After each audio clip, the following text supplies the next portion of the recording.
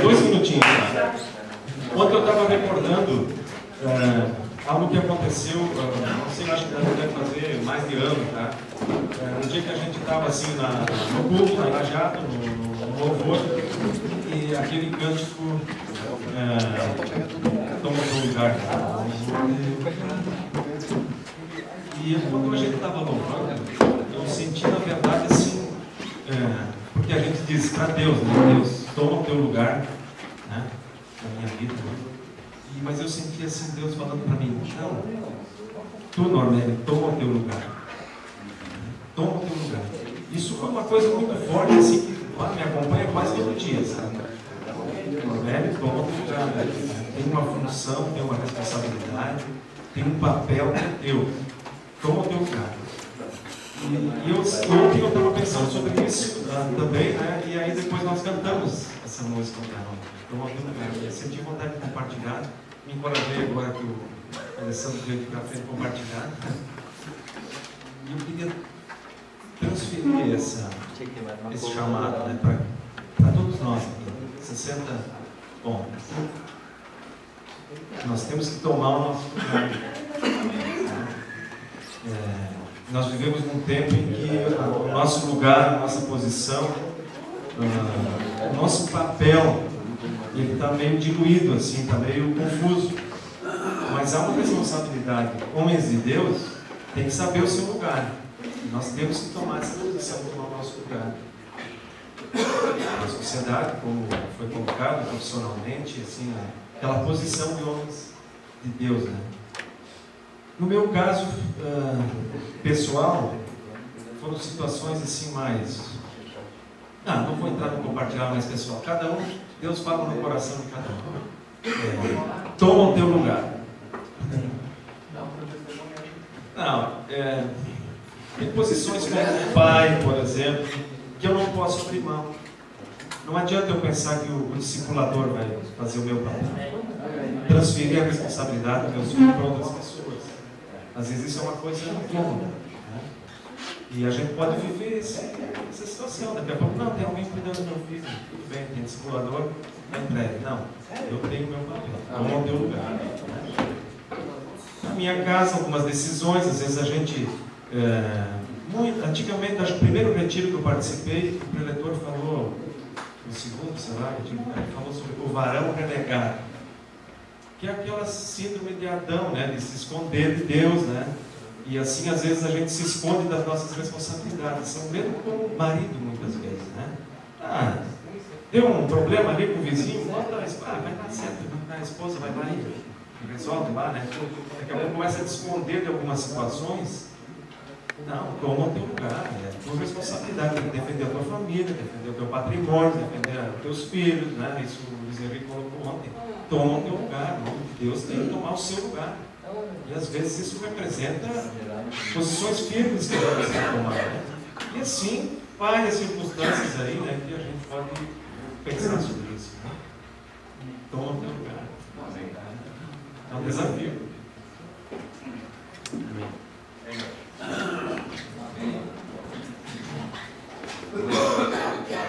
Aleluia, mas vamos ter o nosso coração livre e aberto para aquilo que o Senhor nos quer falar nesse tempo.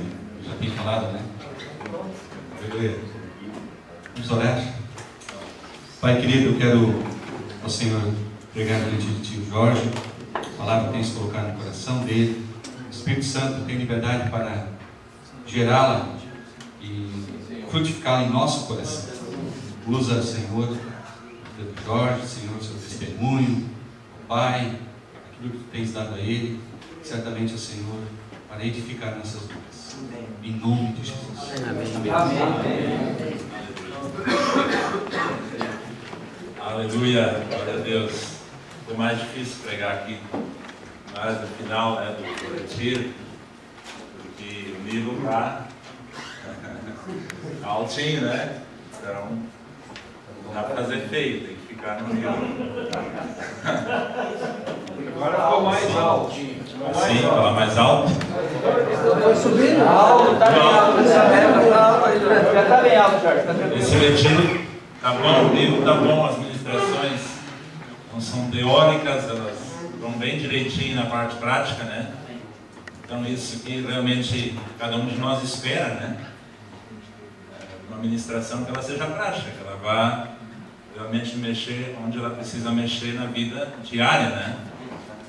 Então, meu desafio aqui é falar sobre hombridade, né? E não é um tema fácil de falar, não tem muita pesquisa sobre o assunto, né? Mas já foi aqui hoje de manhã, né?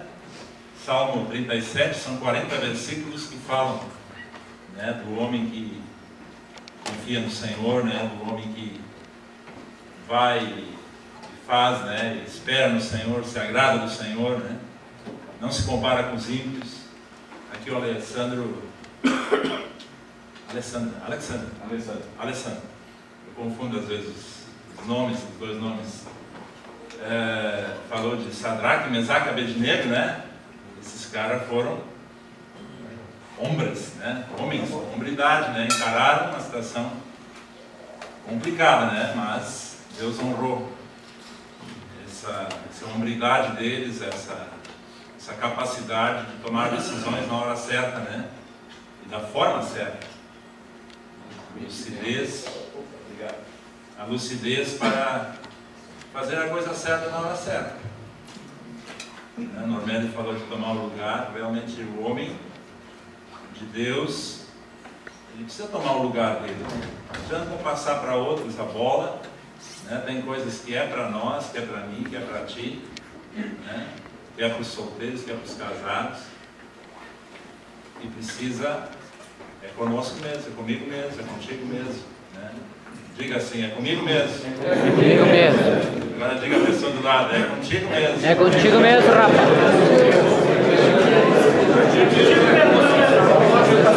Homem banana, mulher abacaxi.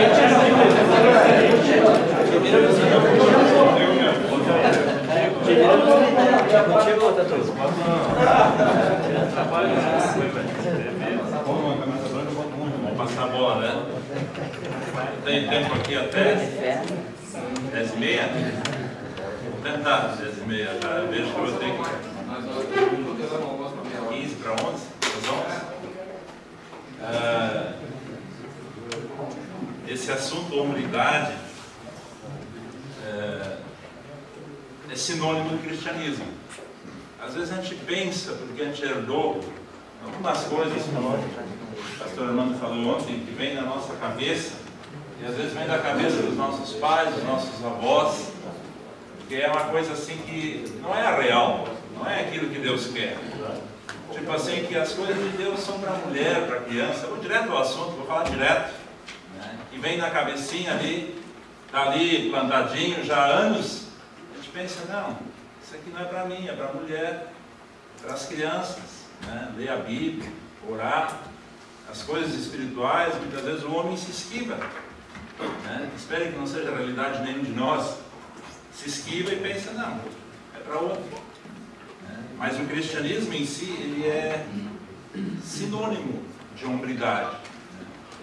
O homem verdadeiramente cristão, ele vai ser homem, ele vai encarar situações, ele não vai correr da briga, ele vai ser corajoso, ele vai ser sábio, né? Ele vai enfrentar situações, né? Ele não vai fazer corpo mole, não vai se achar coitadinho, tem que enfrentar tanta coisa difícil, como às vezes a gente é tentado a fazer, né?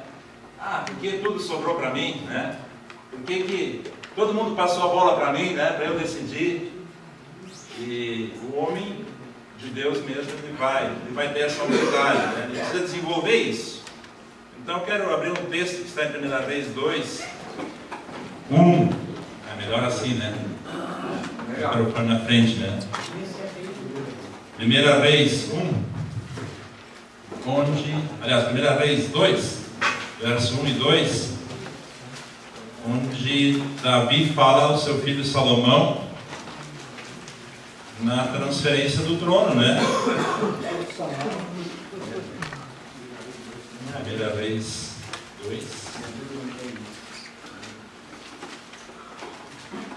Ele estava dando instruções a Salomão, porque Salomão seria o sucessor de Davi. Era um pouquinho antes da morte de Davi aí, né?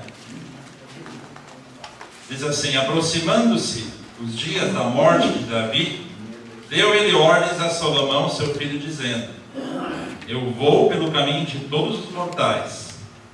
Coragem, pois, ser homem. Aqui um conselho de um pai que foi rei, foi servo de Deus, foi profeta, foi músico, né? Foi pastor, foi guerreiro, né? Começou a vida sendo um jovem pastor de ovelhas, foi guerreiro, né? Parece que às vezes tem aquele jeito de gladiador, né? De topar mesmo, encarar um gigante, né? E ele passou essa instrução para o filho dele: ser homem. O que ele estava dizendo aqui? Que o Salomão deveria ser alguém muito corajoso, alguém muito sábio, alguém muito entendido, né? Alguém muito pronto a tomar decisões, né? A gente pensa, o rei lá, o rei está numa boa, né? Ele é o cara, o que ele mandar fazer, todo mundo vai fazer. Mas a gente sabe, né? A história do rei Davi não foi assim, né? Havia muitos altos e baixos, havia muitos inimigos, né? Havia muitas situações muito difíceis. Então o Davi, ele passou isso para o seu filho Salomão: ser homem, né? Aguenta o tranco, né? Aguenta a pressão, toma as decisões certas, faz o que tem que ser feito. E logo a seguir, se você ler o texto, nós não temos tempo para ler tudo, e envolve aquilo que Davi está dizendo para Salomão, ele deveria cuidar de algumas situações, de algumas pessoas que pisaram na bola no reinado de Davi, né? Claro que para nós não é isso aí, de cuidar de situações de pessoas que pisaram na bola no passado, mas eram situações difíceis, né? E o próprio Davi, ele tinha deixado meio assim de molho, e agora Salomão deveria cuidar de Joabe, de Simei, de alguns caras ali que estavam no meio dos homens de Davi.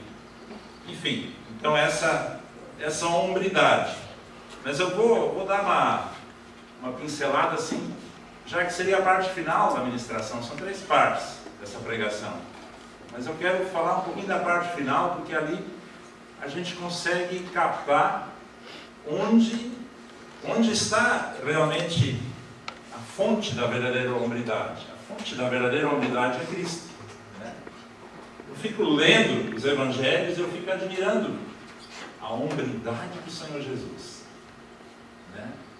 Ele é o Filho de Deus, Ele é o Cristo, Ele é o Messias, mas Ele também é homem, né? Ele foi homem, como qualquer um de nós, sujeito aos mesmos sentimentos, às mesmas fraquezas, às mesmas tentações. Mas esse nosso Senhor Jesus Cristo, Ele era corajoso pra caramba, né? Ele não tinha medo, Ele não tinha medo de encarar aqueles caras lá, vestidos com as suas roupas de líderes religiosos. Ele não teve medo de Pilatos, quando Pilatos disse: olha, tu não sabes que eu tenho autoridade para te soltar ou para te manter preso? O que ele disse para Pilatos? Tá bom, Pilatos, tu é o cara, tu que manda. Ele disse: olha, se tu não tivesse recebido de cima a autoridade que tu tens, não terias autoridade. Bem falado, né? Não teve medo. Então a hombridade do Senhor Jesus Cristo. Se lemos o Evangelho de Lucas, muitas vezes fala o Filho do Homem, né? Essa expressão aparece muito no Evangelho de Lucas. Porque Jesus é o homem perfeito, né? Filho do homem, o homem perfeito, o homem sem pecado, sem mácula. Mas também é o homem que é homem, né? O homem máximo. Aleluia. Então, o Senhor Jesus é o nosso exemplo. E à medida que nós, como homens de Deus, vamos sendo transformados a imagem de Jesus Cristo, né? Sua imagem, a sua semelhança, a nossa hombridade vai aumentando, ela vai se maximizando, né? Usando o termo da informática, ela vai aumentando, ela vai se expressando, ela vai criando forma em corpo. Então precisamos olhar para o Senhor, amém? Aleluia. Esse é o objetivo dessa pregação, né? É difícil agora falar o que não foi falado ainda, né? Ou não repetir, que às vezes é uma tentação de repetir o que já foi falado, né? O pastor falou alguma coisa, daí vamos lá, vamos mastigar o assunto ainda mais. Então, que é bom, que é muito bom. Mas eu creio que o Senhor quer nos trazer alguns princípios mais a fundo, né? Já ouvimos que o homem de Deus é homem de oração, que o homem de Deus, né, precisa ter tantas atitudes corretas, né?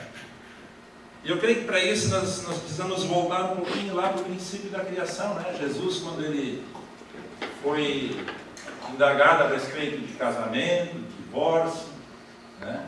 Em Mateus 19, ele disse assim, no princípio não foi assim, né? Ele fez os judeus voltar para o princípio da criação, né? Paulo, quando ele fala a Timóteo sobre a questão da apostasia, dos ensinos de demônios, das falsas doutrinas, da proibição de casamento, da proibição de alimentos, ele disse: tudo que Deus criou é bom e recebido com ações de graças, né? É purificado pela palavra. Então ele também voltou para um princípio da criação de Deus. E eu creio que a hombridade de Deus em nós, ela tem muito a ver com a criação do homem. Nós queremos meditar um pouquinho sobre a figura do Adão, né? O Adão no Éden. Ali nós tiramos alguns vestígios da hombridade do Adão, né? Antes da queda, antes do pecado, o Adão era um homem adorador, ele era um homem que olhava para cima. Muitas vezes hoje nós temos um encurtamento aqui assim, ó. E a gente tem dificuldade de olhar para cima, né? Tem dificuldade de manter assim os olhos para cima. Eu estou falando no sentido literal, né? Mas é para ser uma figura da realidade espiritual. Dificuldade de olhar para cima, né? Porque logo começa a doer, né? E a nossa tendência é mais fácil olhar para baixo, né? Não é mesmo? A cabeça ela parece que descansa mais. Um pouquinho mais difícil que olhar para baixo é olhar na linha horizontal, né? Esse microfone aí não fica bem aqui, né? Não gruda aqui. Mas é um pouco mais difícil olhar na linha horizontal, né? Que já é melhor que olhar para baixo. Então, o homem que é homem, ele não vai olhar só para baixo. Precisamos olhar para baixo também. Mas nós precisamos olhar para frente. Mas eu diria que mais do que isso, nós precisamos olhar para cima. Amém? Adão era um cara que olhava para cima. Porque ele dentro do jardim, ele recebeu uma tarefa, um trabalho. O trabalho dele era cuidar do Éden. Dar nome aos animais, né? Que trabalho, né? Querer esse trabalho aí? É um trabalho maravilhoso, cuidar da criação de Deus. Eu quero ler com os irmãos Gênesis 1, 26 a 28. Vamos rapidinho passar esses textos.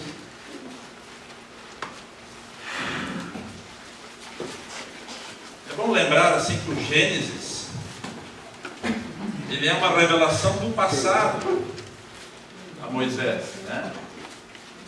Os profetas, eles traziam revelação do futuro, né?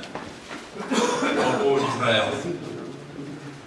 Moisés recebeu uma revelação do passado para escrever o livro de Gênesis, né? Como é que ele ia saber sobre a vida de Abraão, por exemplo, se ele viveu bem depois, né?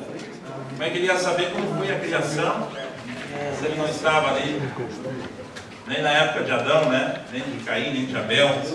Mas ele recebeu uma revelação do passado, então não há assim detalhes mais, assim pormenores nos textos. Nos textos bíblicos, né? Mas no capítulo 1 de Gênesis, verso 26 a 28, nós vemos alguns vestígios, né, da criação do Adão e de suas funções. Diz assim: também disse Deus: façamos o homem à nossa imagem, conforme a nossa semelhança. Tenha ele domínio sobre os peixes do mar, sobre as aves dos céus, sobre os animais domésticos, sobre toda a terra e sobre todos os répteis que rastejam pela terra. Criou Deus, pois... Obrigado, Léo. Ficou bom agora. Criou Deus, pois, o homem à sua imagem. A imagem de Deus o criou. O homem e a mulher os criou. E Deus os abençoou e lhes disse: sede fecundos, multiplicai-vos, enchei a terra e sujeitai-a, dominai sobre os peixes do mar, sobre as aves dos céus e sobre todo animal que rasteja pela terra. Então, Deus, ao criar o Adão, também no capítulo 2, verso 7, diz assim: então formou o Senhor Deus o homem do pó da terra, ele soprou nas narinas o fôlego de vida, o homem passou a ser alma vivente. Então nós já sabemos como Adão foi criado, ele foi criado do pó da terra. Todos os animais, as aves, né, os peixes, eles foram criados como que por série, né? Pela ordem da palavra. Deus disse: haja. Esses animais, eles passaram a existir, né? Por uma ordem, né? Por um comando de Deus. Agora, Adão não foi formado assim. Diz que ele foi formado do pó da terra, né? A tradução literal podia ser: ele foi feito boneco de barro, como um moleiro faz um vaso, né? Deus não disse: Adão passe a existir, né? A tradução poderia ser: o Adão foi formado pelas mãos, né, artesanalmente, né, pelas mãos de Deus, né, como um oleiro forma um vaso. E Deus soprou nele fôlego de vida, nós lemos também, né? Um sopro. A gente aprende isso no Retiro de Libertação, né? A gente ministra sobre as três partes do homem, né? Corpo, alma e espírito. Então, o boneco morto, só barro, recebeu um sopro. Foi forte, né? Recebeu um sopro, né? Ele recebeu um fôlego de vida que Deus soprou nele. A própria vida de Deus foi soprada dentro daquele boneco de barro, né? Feito de forma especial pela mão de Deus, mas ainda era morto. Ele recebeu a vida de Deus. Então todos os demais seres viventes foram criados diferentes, mas Adão de forma especial foi criado e recebeu uma alma e um espírito, né? Passou a ser alma vivente. Os animais não têm isso, não tem espírito, não tem alma. Às vezes as crianças dizem: mas o meu cachorrinho não vai para o céu. Não, ele não tem alma, ele vai para a terra e deu, né? O meu gatinho não vai para o céu, o meu peixinho do aquário não vai para o céu. Não, infelizmente não vai, né? O céu é para quem tem alma e espírito, né? Então, nesse texto a gente capta a principal compreensão do ser humano. Para compreender o ser humano, a gente precisa entender que ele foi criado à imagem de Deus. No verso 26 a 28, né, nós lemos que nós somos feitos à imagem. Verso 27, né? A imagem de Deus os criou. A sua própria imagem. Deus é um Deus moral, um ser responsável pelos seus atos, né? Um Deus de decisões, né? Então nós fomos criados à imagem e semelhança de Deus. Cada um de nós recebeu dessa imagem e semelhança, foi perdida muito na queda, né? Alguns vestígios ainda há.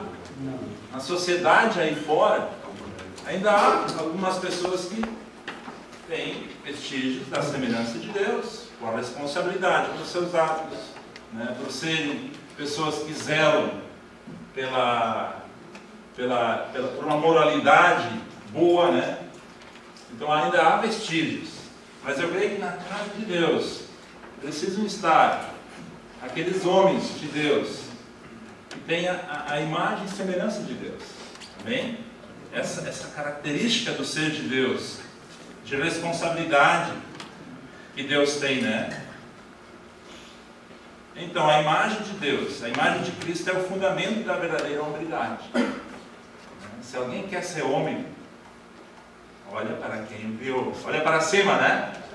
Um dia eu escutei num casamento, acho que era o casamento do pastor Renato Osterkamp, faz tempo já, lá em Teutônia, vocês estavam lá, né? Luiz Henrique, Guinter. Eu me lembro que o pastor Ricardo pregou lá na cerimônia de casamento. Ele disse assim: o homem, que é homem, né? O conceito de homem mais exato que tu não encontra nas enciclopédias seria aquele que olha para cima, aquele que não tem encurtamento nos tendões, nos nervos, nos músculos do pescoço, né? Vamos olhar um pouco para cima? Vamos ficar de pé? Vamos ficar de pé. Você agora vai olhar para cima. Você vai adorar o Senhor.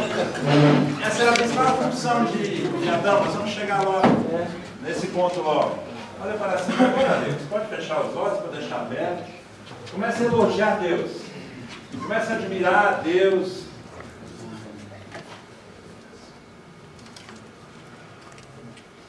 Fica com a cabeça para cima, os olhos para cima.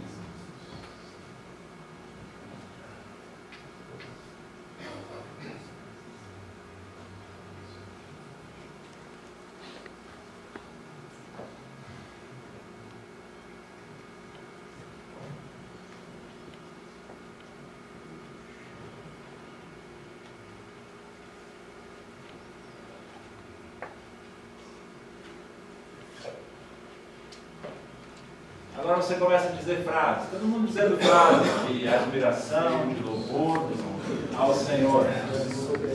Aleluia, Deus. Obrigado, tu és Criador. Obrigado, tu és nosso Pai. Obrigado por nos sustenta. Obrigado por fizeste o universo. Obrigado que aliaste em vida ao mundo. Te adoramos por amor que tu és. Aleluia. Adoramos a Ti. Maravilhoso Tu és. Todo poderoso Tu és.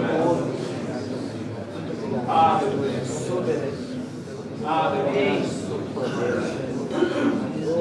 Aleluia. Aleluia.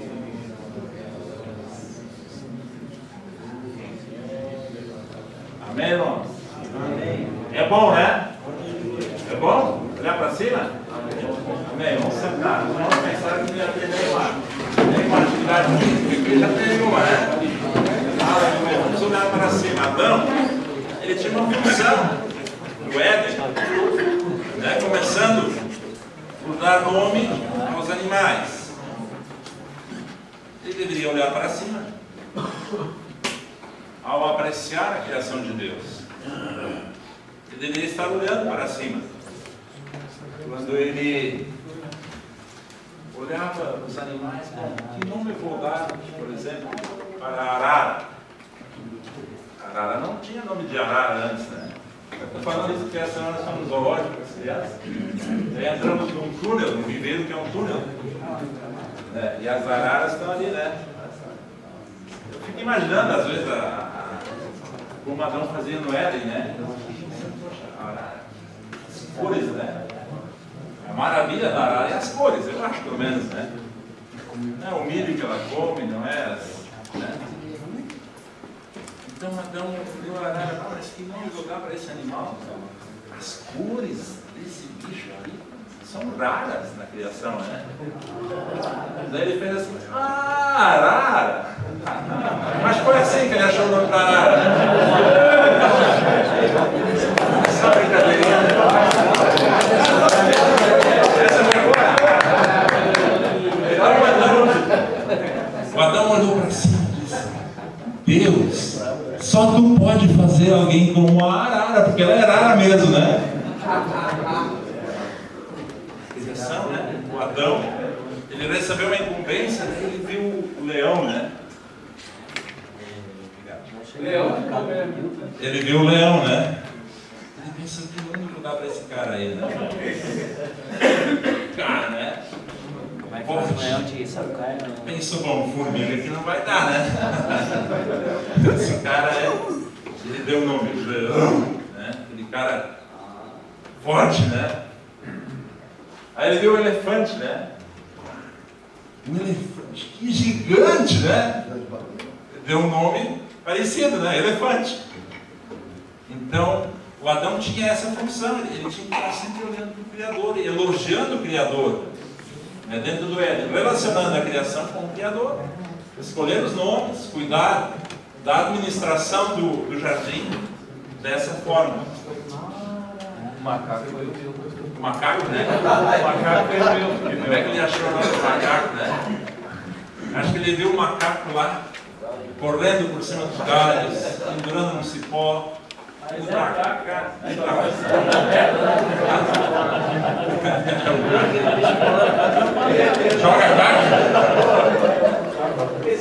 Aquele bicho comendo banana, né? Fazendo arte, né? Eu penso, poxa, esse cara aí se pendura até pelo rabo, né? Não precisa nem os pés para se segurar. Ele faz macaquice, é um macaco.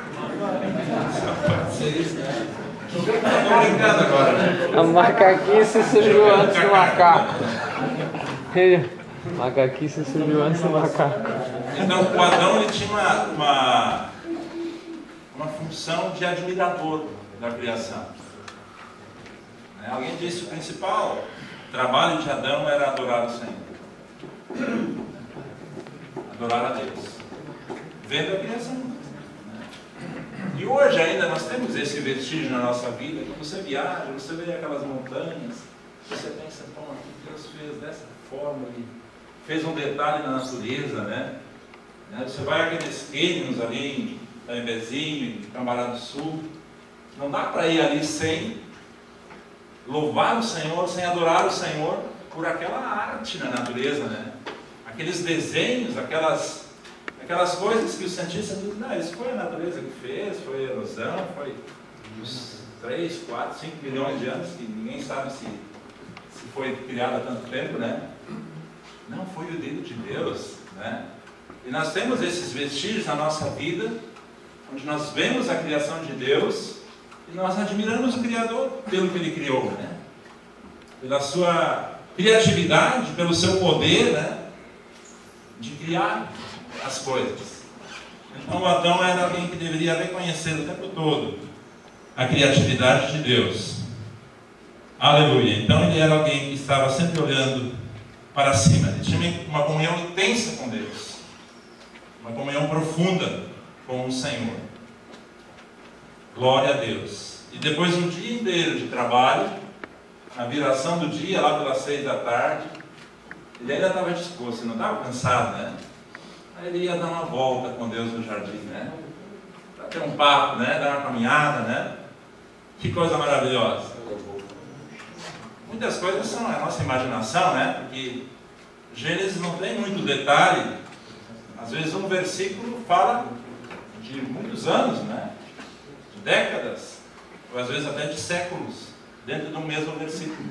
Ou de um até outro, às vezes, muito tempo de intervalo.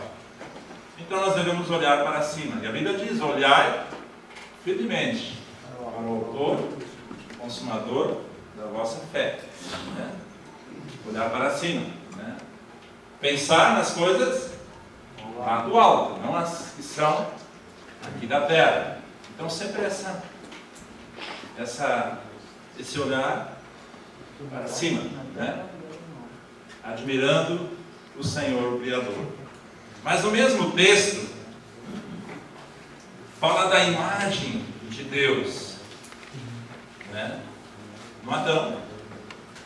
Mas a imagem de Deus também na sua esposa, né? Fala do casamento dentro desse mesmo texto de Gênesis 26 a 28. 27 diz, criou Deus, pois o homem é sua imagem, a imagem de Deus o criou, homem e mulher os criou. Né? Tiver a imagem de Deus no casamento, na família. Essa imagem celestial, né? Deve estar dentro do casamento. Né? Deus não criou Adão sozinho, criou homem e mulher. Amém? Primeiro Adão e depois a costela de Adão, mulher. Porque dentro do casamento, dentro da família, ali é uma expressão da imagem de Deus também. Para nós homens, muitas vezes não é muito fácil entender o que Deus quer com a família, né? E a nossa sociedade aí fora está tão perdida, né? Tão perdida, tão distante do propósito de Deus, tão distante da expressão celestial, da imagem de Deus no casamento e na família, né? Tão distante disso. E das funções, então, de cada parte, a gente se fala, né? Mas na casa de Deus, né? O Senhor está restaurando essa igreja, Ele está levantando homens de Deus, mulheres de Deus, jovens de Deus, filhos de Deus, né? Filhos no sentido, filhos de pais crentes, né? Levantando filhos, né? Dentro das famílias que adoram a Deus, que estão voltados a trazer a imagem de Deus aqui na terra. Glória a Deus. Nós vemos aqui que o Pai, tem aquele versículo que diz: façamos o homem. 26, né?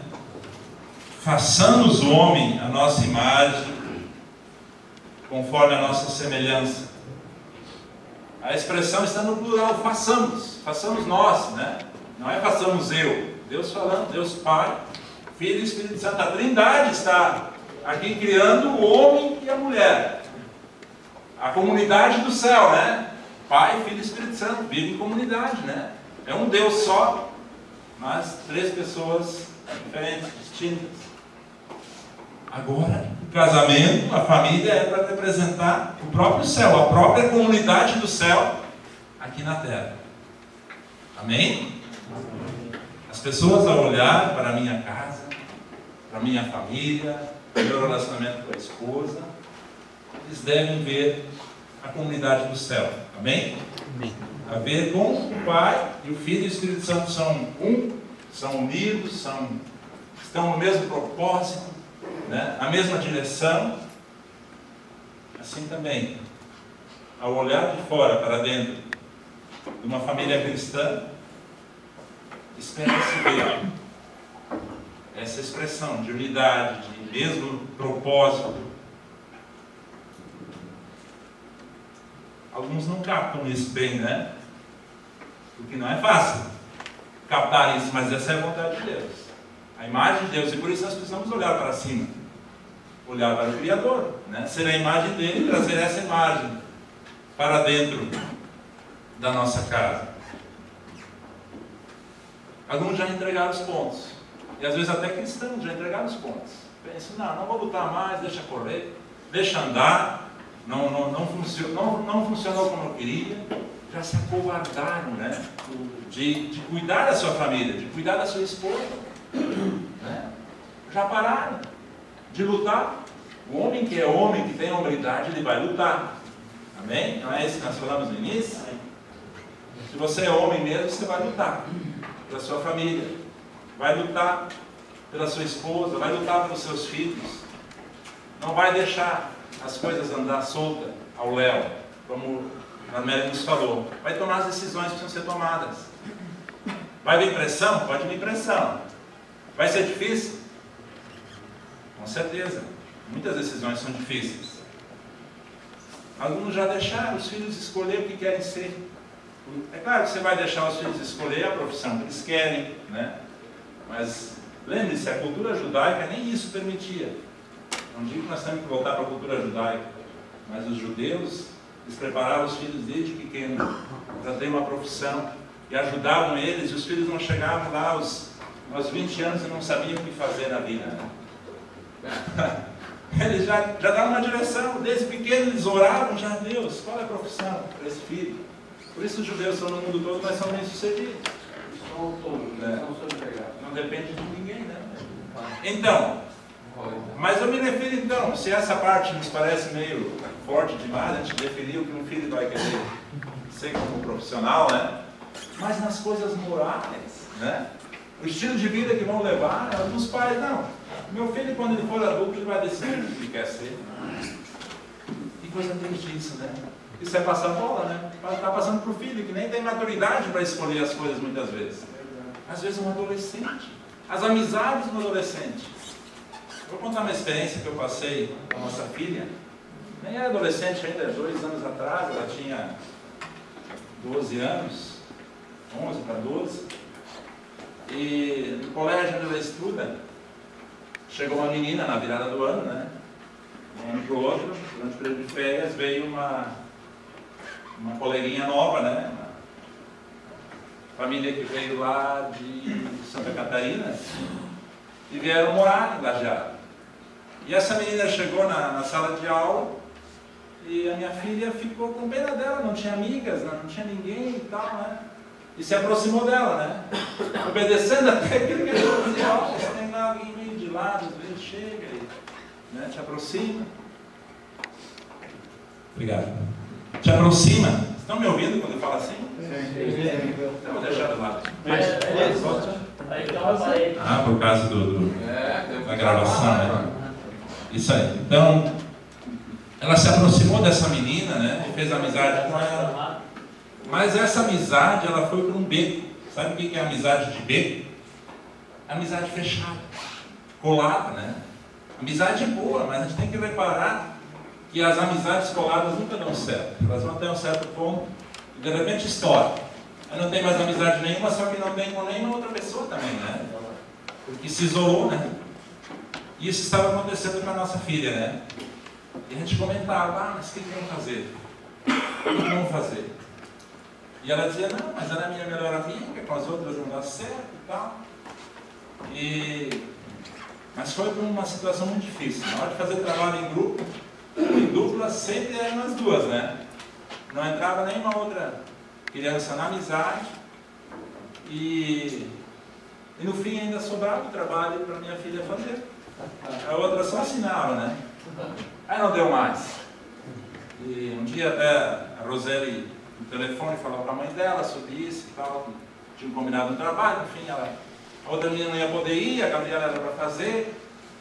E no fim a outra ia só assinar. Aí minha esposa disse, não, isso não vai funcionar, né? E um dia lá orando sobre isso, o Senhor me disse, olha, essa amizade tem que cortar, tem que proibir. Uau! Proibir a amizade? Parece uma coisa tão cruel, né? Chegar e proibir a amizade, né? Eu me lembro que eu compartilhei com o Luiz Henrique, meu discipulador, ele disse que fez isso, né? Mas Deus me falou, olha, essa amizade tem que cortar. Porque eu vi algumas cenas também que estavam acontecendo na hora de buscar as crianças do colégio que realmente não podia continuar essa amizade.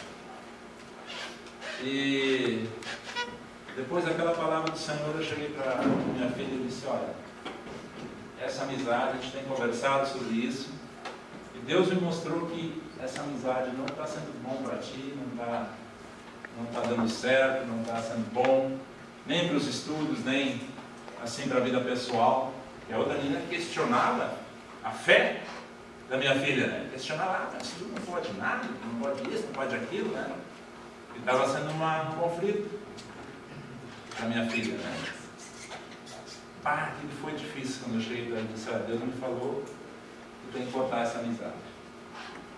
Que pai cruel, né? Aquele sentimento humano assim, né? Para cortar a única amizade que ela tinha no colégio. Ela chorou e tal, mas ela se sujeitou. Ela se sujeitou e chegou até a falar isso para a amiga dela, olha, não podemos ser mais amiga tão de perto, meu pai não está se sentindo bem em relação a isso.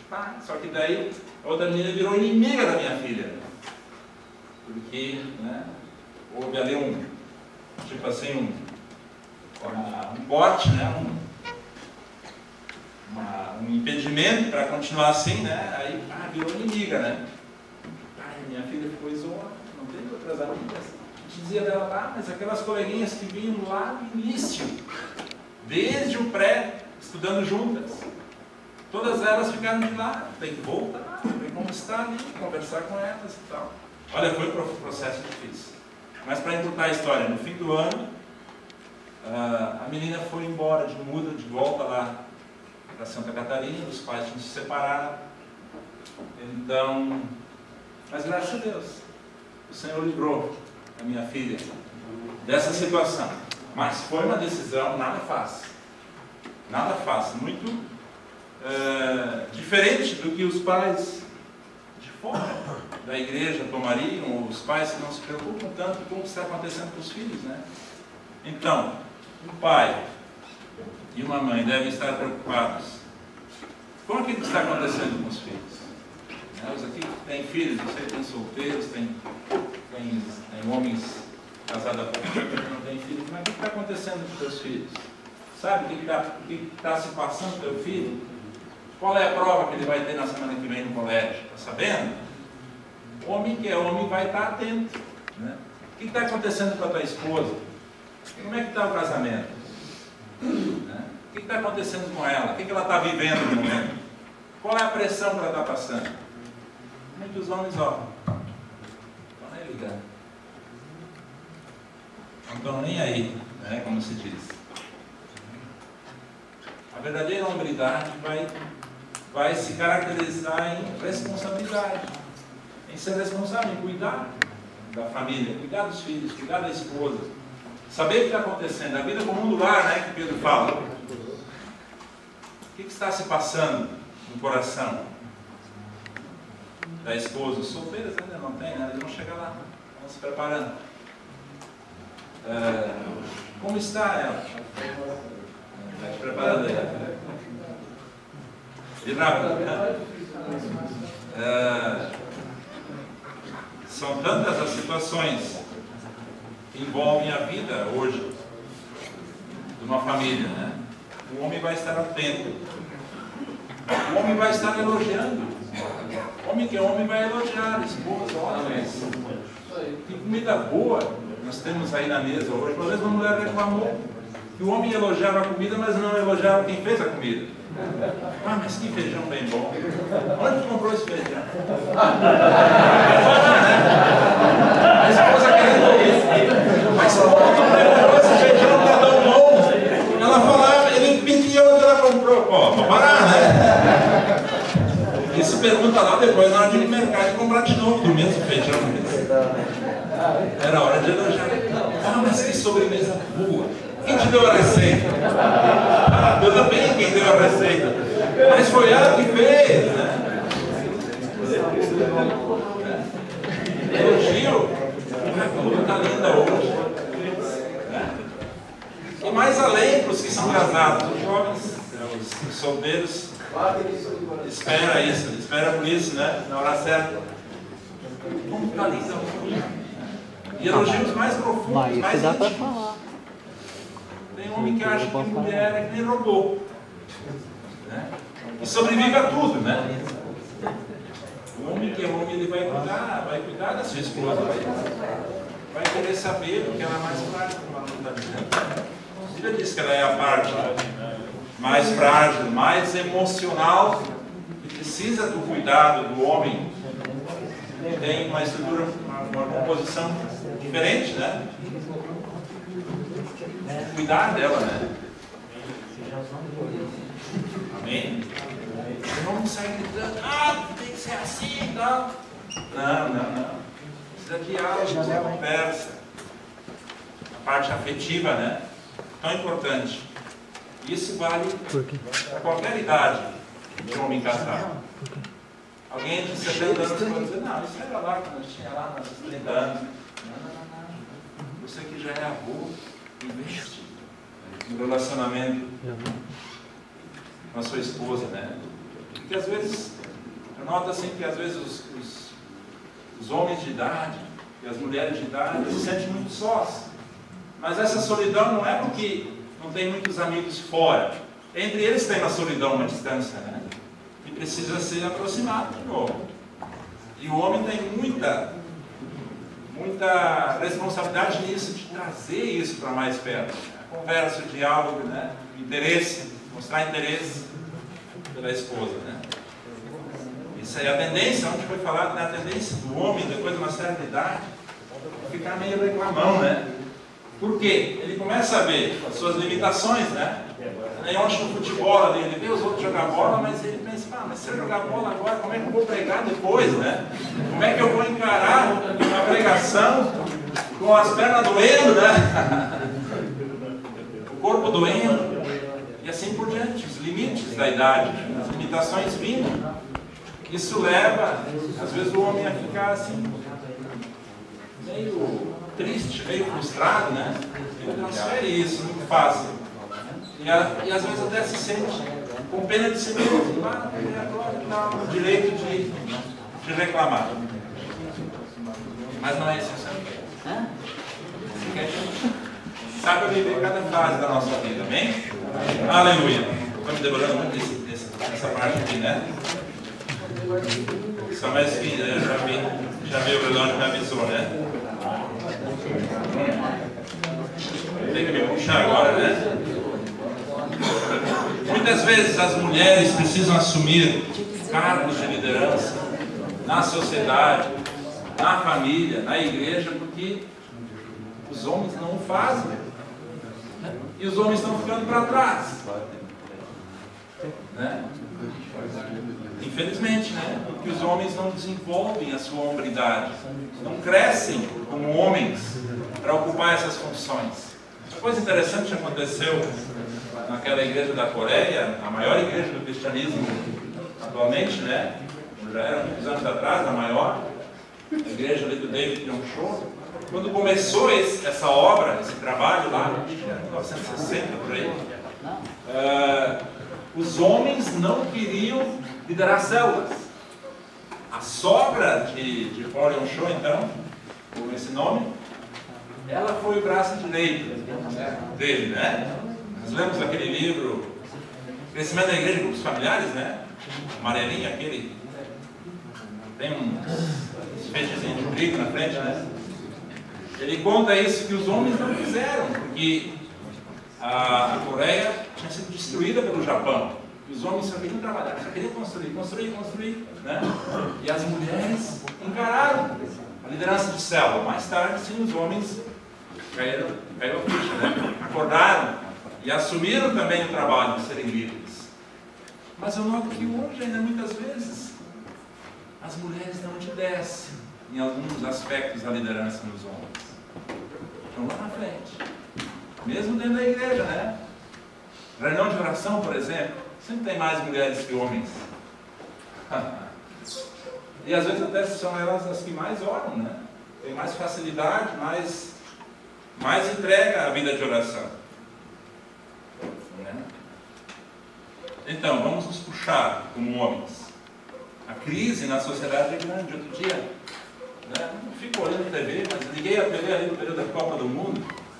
Não sei qual é que era o programa de TV que tinha ali. E aí a pergunta era assim, tipo uma entrevista assim, sobre questões de relacionamento, né? Rapazes e moças, como conhecer pessoas para futuros relacionamentos e tal. Essa era mais ou menos a pergunta, né? Não peguei bem, eu só peguei o que uma moça disse, né? Isso é que eu quero trazer. Essa moça disse assim, bom, para mim ficou difícil. Não sei se ela era cristã ou não. Não deu tempo para captar, nem estava tão interessado, né? Mas eu captei isso que a moça falou. Ela disse assim, bom, tá difícil para mim. Para eu casar, né? Encontrar um rapaz, que todos os que eram meus amigos viraram gay. Eu pensei, meu, que crise, né? Que crise de homem, né? O homem está se tornando uma raridade no mundo, né? A hombridade está se tornando uma raridade. Vamos chamar de arara os homens.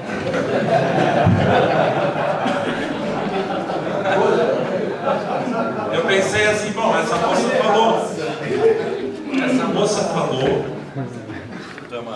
numa rede de televisão, né? Será que ela não vai ser televisada por ter falado isso, né? E ela disse assim, eu vou ter que procurar em outro contexto, porque os meus amigos todos, né, foram para o outro lado. Que coisa, né? Difícil, né? Uma pessoa ver isso acontecer na sua volta. Isso aí. Vamos para o segundo ponto, né? Não precisa apressar aqui, né?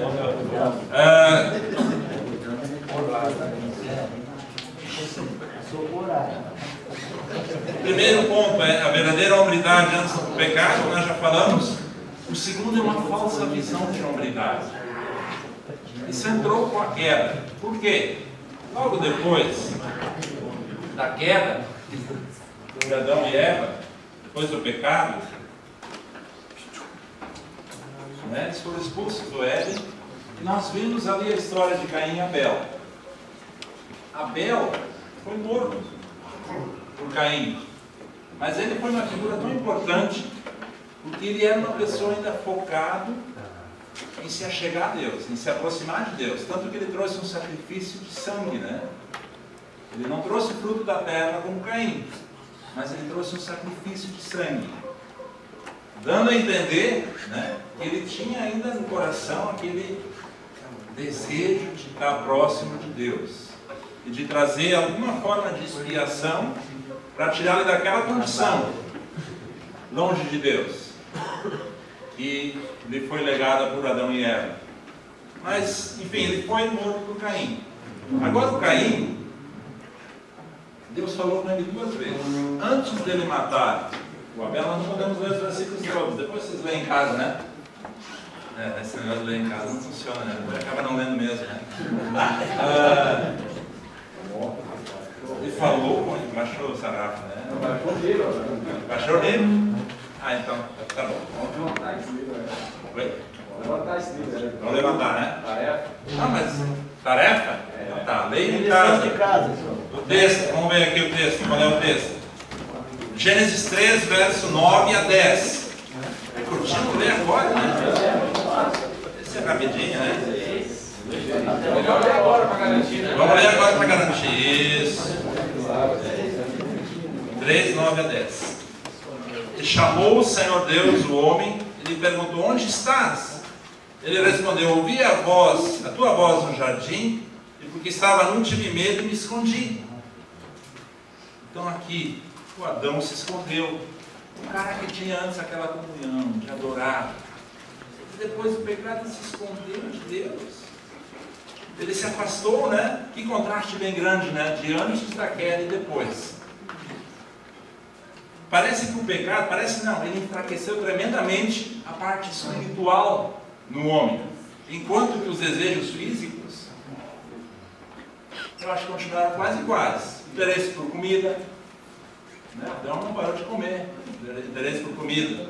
Interesse sexual, tanto que hoje a gente vê, né, tanta perversão sexual, pessoas turbinadas por demônios atrás do prazer sexual, ou até exageros na comida, né, no excesso de comida. O desejo de ter segurança no próprio homem, né? Agora o desejo de comunhão com Deus, como isso às vezes é batalha, né? Nós estamos falando aí desde o início do retiro, né? Homens de Deus, devem ser homens de oração, homens da palavra, né? Homens que estudam a palavra, que leem a palavra. Isso é sempre uma tônica nos retiros. Mas por que isso é tão difícil? Por que isso nos incomoda, né?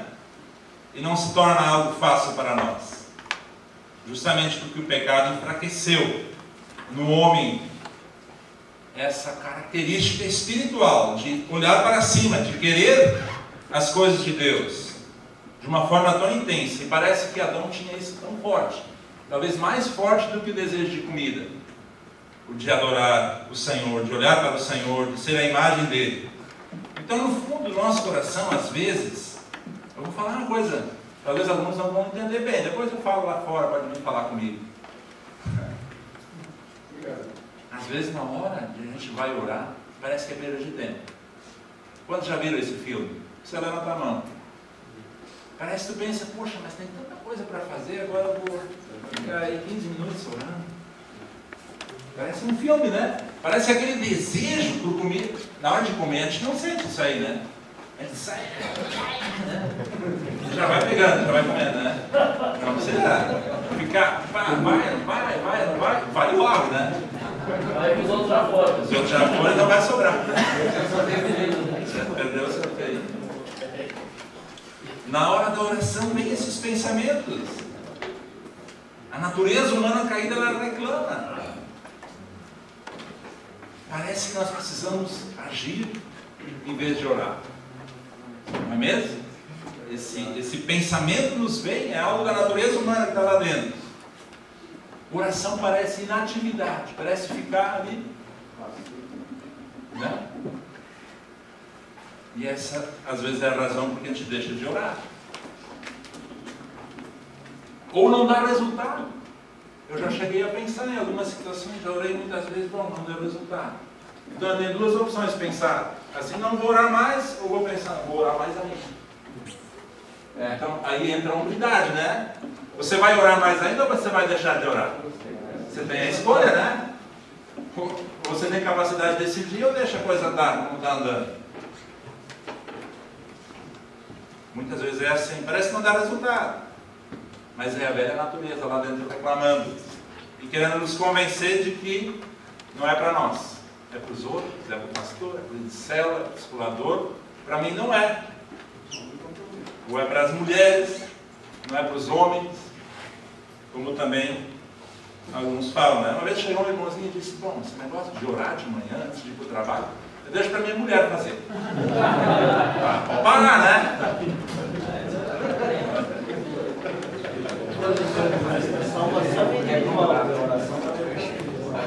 O homem de verdade, ele não vai aceitar esses pensamentos aí, né?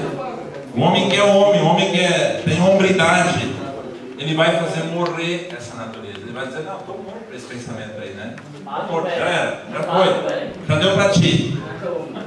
Ele vai superar isso aí de uma forma consciente, ele vai se conscientizar de que isso é assim, que essa natureza vai querer aparecer às vezes, ela vai querer ressuscitar, vai querer seu espaço de novo, ele vai dizer, não, já deu para ti, eu vou aí orar. E quando ele está orando, 5 minutos orando, talvez alguns também viram esse filme, que acontece muitas vezes, está 5 minutos, nem 5 às vezes, já está pensando lá, agora retornando para o que eu estava fazendo, né? Ou está lendo a palavra lá, leu um versículo, já está distraído. Aí alguns pensam, não, fecha a Bíblia, deixa para amanhã. Não é por aí. Você vai ler de novo. Diga, ler de novo. Ler de novo. Isso é disciplina. O homem de Deus vai se disciplinar. Ele vai ler de novo os versículos, pelo menos esses que ele esteve distraído, para não perder o passo. Amém? Isso não é fácil, isso exige disciplina, né? Parece mais fácil fechar a Bíblia e deixar para amanhã, né? Hoje não é o meu dia. Muitas vezes é o pensamento. Então, o homem que é homem vai vencer essa barreira aí interior de si mesmo, o inimigo interior, ele vai modificar a carne que gosta muito do sofá, que gosta muito de ficar numa boa, sem disciplina, né? A carne gosta disso, né? Agora o espírito, ele quer Deus, mas a carne tem que ser rebaixada, ficar em segundo plano, né? E o espírito em primeiro, ele quer Deus, ele quer comunicação com Deus. Aleluia! Parece que isso para a nossa cultura aí fora é loucura, né? Quem faz isso parece um ermitão. Está lá no deserto, se isolou de tudo e de todos. Tão diferente da cultura do mundo. Mas esses são os primeiros passos para a verdadeira humildade. Se nisso aí a gente perde, como é que vai vencer outras coisas, né? Se isso aí levamos rasteira, como é que vamos passar em pé em coisas mais que vem pela frente, né? Então, amados, vamos ter essa postura. Abel, ele era um verdadeiro adorador. E ele precisou de um substituto. Abel foi morto. Mas ele precisou de um substituto, uma pessoa tão importante, né? Que ele precisou de um substituto. Ele era um adorador. E Deus lhe deu 7.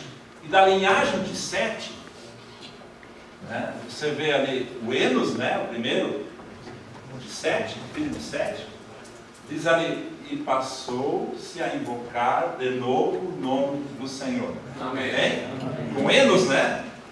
Agora, depois de Enos, quem é o cara ali que se destacou na comunhão com Deus? Enoque. Enoque, ele andava tanto com Deus, né?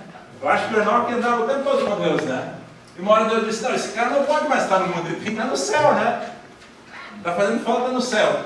Vamos puxar para cima. Depois de Enoque, quem é o cara que se destacou de novo? Noé? O Noé não pode morrer. O dilúvio precisa vir porque a raça humana está corrompida ao extremo, não tem volta. O juízo de Deus sempre vem quando não tem mais volta, né? Quando não adianta mais dar oportunidade. O Noé, ele foi preservado, ele e a sua família. É comunhão, né? A linhagem da comunhão com Deus, a linhagem da adoração, de olhar para cima. Está aí, alguns não aparecem o que eles fizeram. Mas esses aí, pelo menos os três. Enos, Enoque e Noé. Linhagem de fé, linhagem de adoração, linhagem de olhar para cima, né? De olhar para Deus, não só aqui na terra, né? Não entrar nessa coisa assim, impedido, né? Deixando-se levar por tudo que vem pela frente, né? Muitas vezes, nós homens, nós não temos tempo para pensar nas coisas, não dá tempo. Só vai acompanhando as exigências do mercado, as demandas da vida. Tem que parar para pensar, para meditar, né? Amém? Quantos gostam de meditar? O sentido literal da palavra meditar é pegar a Bíblia e ler para ti mesmo. Né? Ler para ti mesmo. Ou seja, você lê, não está lendo para os outros, está lendo para si, e você vai aplicar depois de ler. Você vai pensar, bom, como é que está a minha vida? Né? Avaliando minha vida de acordo com esse versículo, com essa palavra. Meditar. Meditar não é aquela coisa de ficar lá zanzando, né, como alguns pretendem fazer, né? Ficar zanzando, com a mente vagando. Não é nada disso. É uma aplicação para nós mesmos. Então a linhagem de Sete, na verdade, de Abel, né? Que está lá entre os heróis da fé, é essa, de comunhão com Deus, de gerar filhos para Deus, né? Agora, a de Caim, ela foi uma geração que focou em sair da presença de Deus. Vamos ver o versículo aqui. Gênesis 4, 25 e 26, né?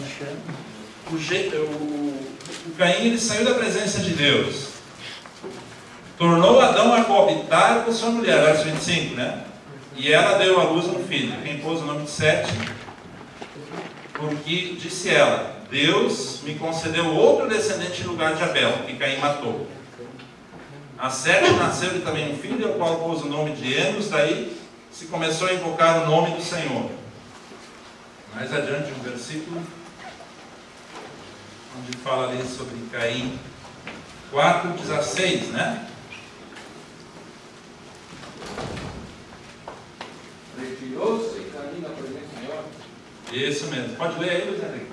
Retirou-se Caim da presença do Senhor e habitou na terra do norte, ao oriente de Éden. Como eu estava dizendo antes, o Caim não aceitou a possibilidade do arrependimento. Deus falou com ele antes dele cometer o homicídio, de matar o Abel. Disse: olha, se tu tivesses agido certo, ia ser aceito. Teu sacrifício ia ser aceito. Mas era um culto de baixa qualidade oferecer produtos da terra. Não era uma adoração que Deus esperava, queria, né? Mas o Caim, ele encasquetou, ele endureceu o coração, só queria vingança. E foi e matou Abel.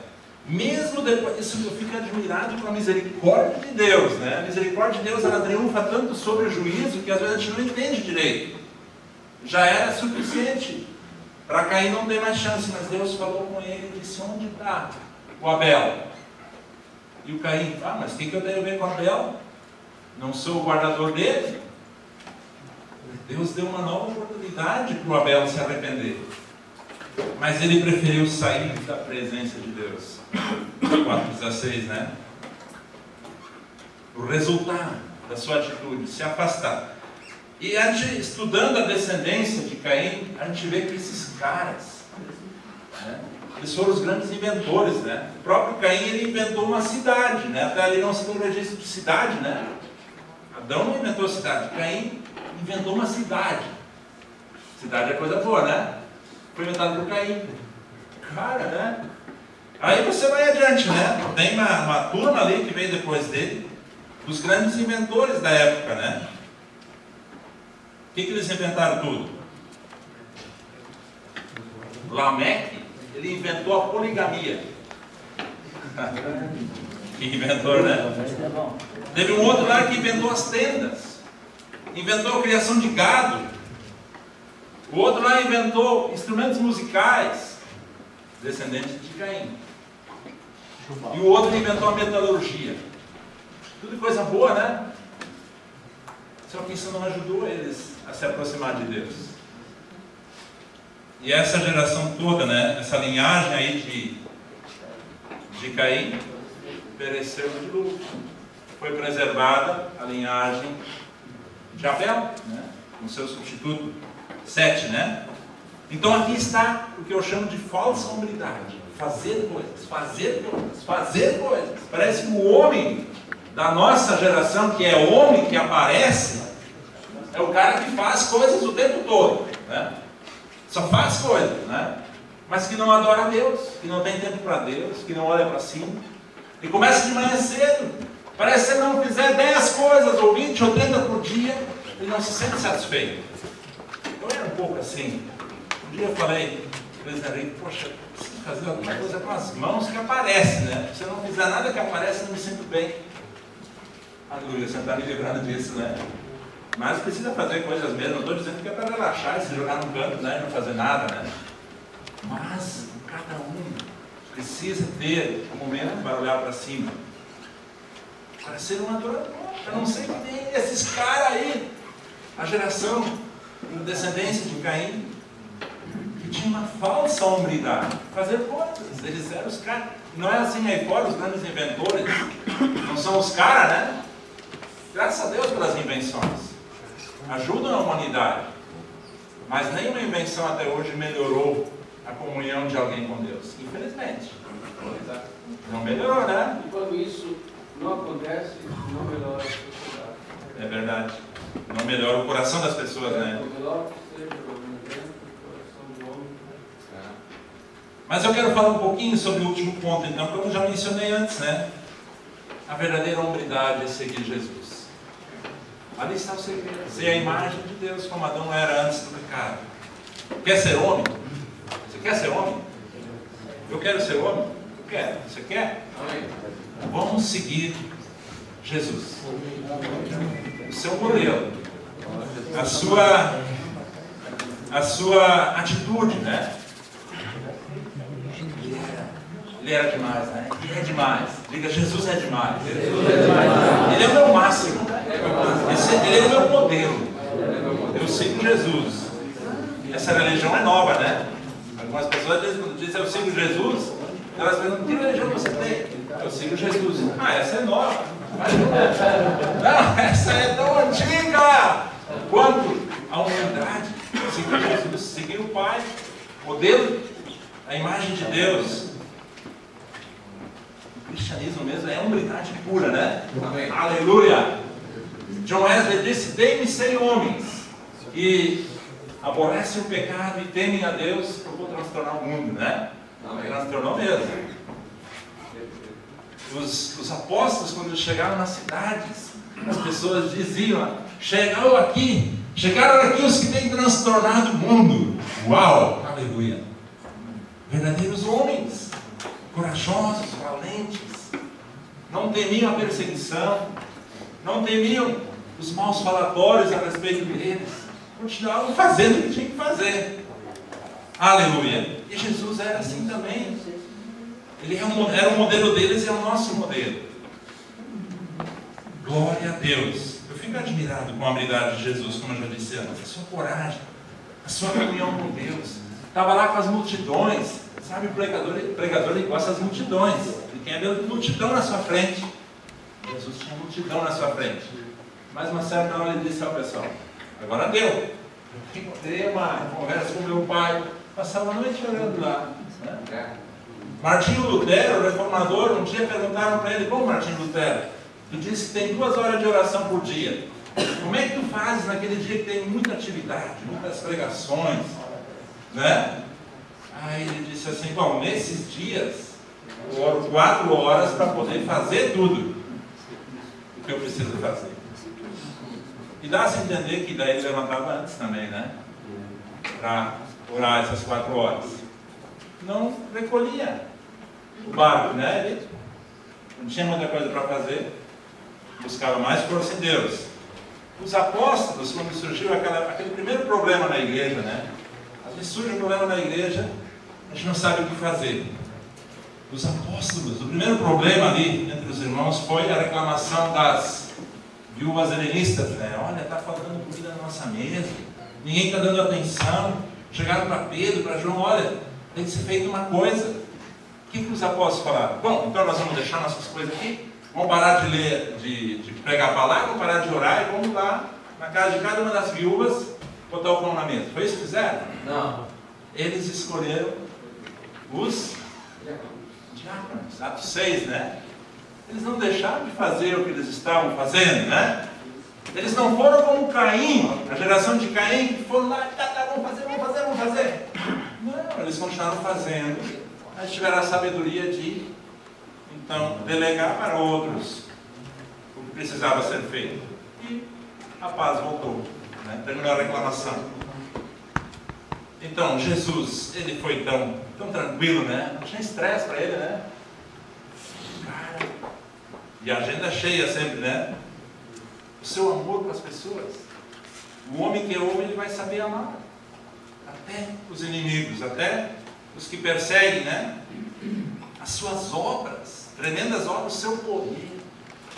O homem perfeito, o poder de Deus. Aleluia. Glória a Deus. Discipular aqueles 12 homens, sabendo que Judas ia ser o traidor. Não que ele estava determinado, sem volta a isso, mas Jesus já sabia, porque ele sabe tudo. Ele discipulou 12 homens até o fim. Determinação em fazer o que estava fazendo. Isso é a característica do homem. Claro, quando é uma coisa que não é da vontade de Deus, tem que parar de fazer mesmo, mas ele continuou fazendo até o fim. Aguentou Pedro.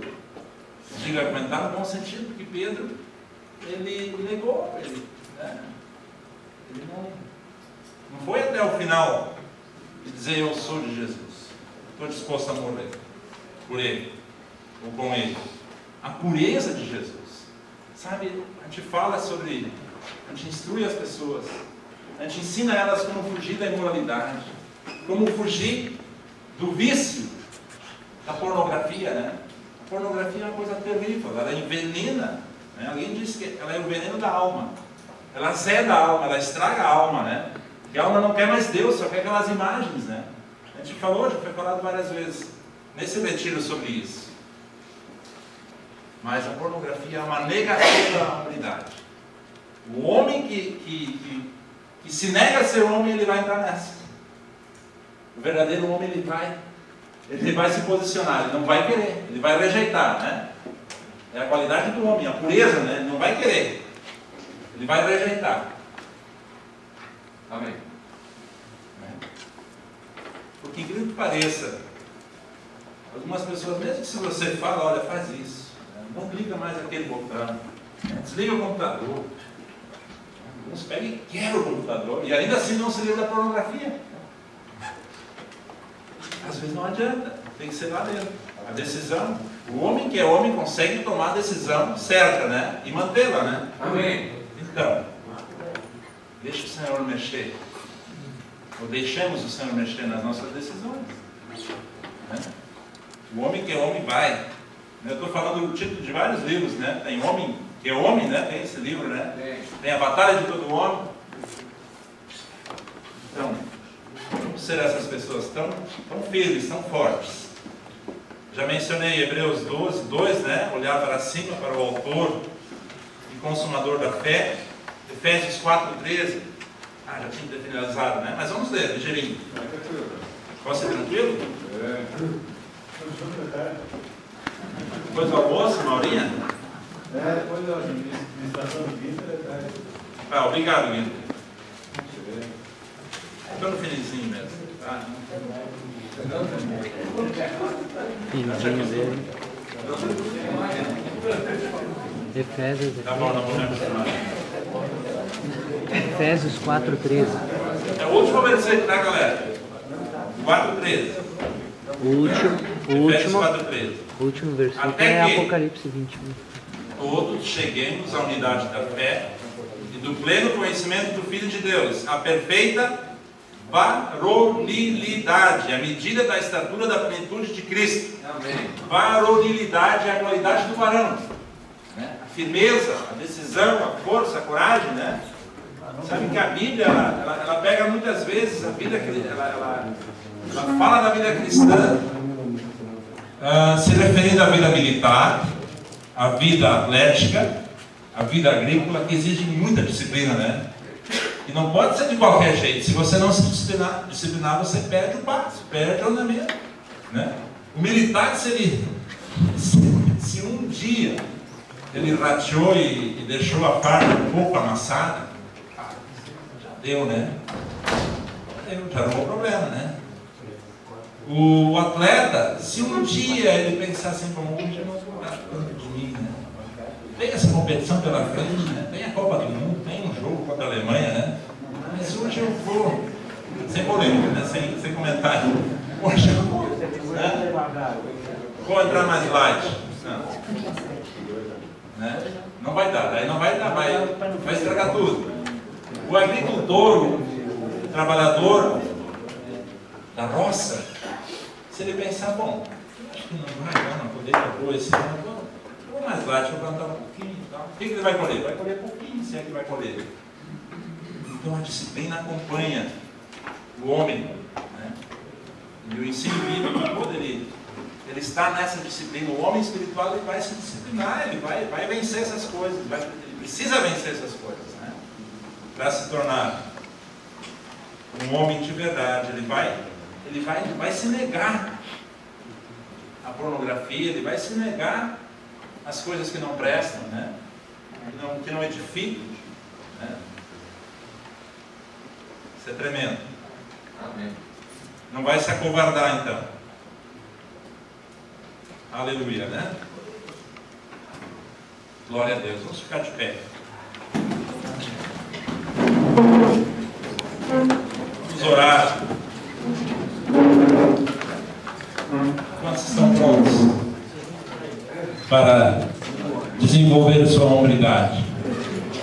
Para seguir o modelo de Cristo, seguir o modelo dos apóstolos, os homens de Deus que deram bom testemunho, que se disciplinaram, que não foram desleixados, não foram relaxados, mas que se consagraram a Deus. Diga comigo assim: Senhor Jesus, eu quero ser um adorador, ser alguém que contempla o Pai, que tem tempo e que tira o tempo e se disciplina para orar, para desenvolver uma cultura de leitura da palavra, de leitura de bons livros, de meditar, de pensar, de estar na presença de Deus, de focar na comunhão com Deus. Senhor Jesus, livra-me da falsa hombridade, dessa visão errada de pensar que só fazer coisas que aparecem dá resultado. Eu não quero mais isso. Eu rejeito na minha mente essa natureza caída de Caim, que só quis fazer coisas, ele e a sua descendência. Eu quero ser daqueles que adoram a Deus, que estão na sua presença constantemente. Senhor, ajuda-me a olhar sempre para o teu modelo, o modelo bíblico, o modelo de caráter, o modelo de pureza, o modelo de amor, o modelo de domínio próprio, de moderação. Senhor Jesus, isso eu quero para a minha vida. Hoje mesmo, eu resolvo no meu coração ser homem de verdade. Em nome de Jesus. Abençoa minha vida. Abençoa minha família. Em nome de Jesus. Eu declaro. Eu sou um vencedor. Não sou mais vencido pela minha própria carne, pelos meus meus próprios desejos carnais, mas que eu subjugo agora, em nome de Jesus. Amém.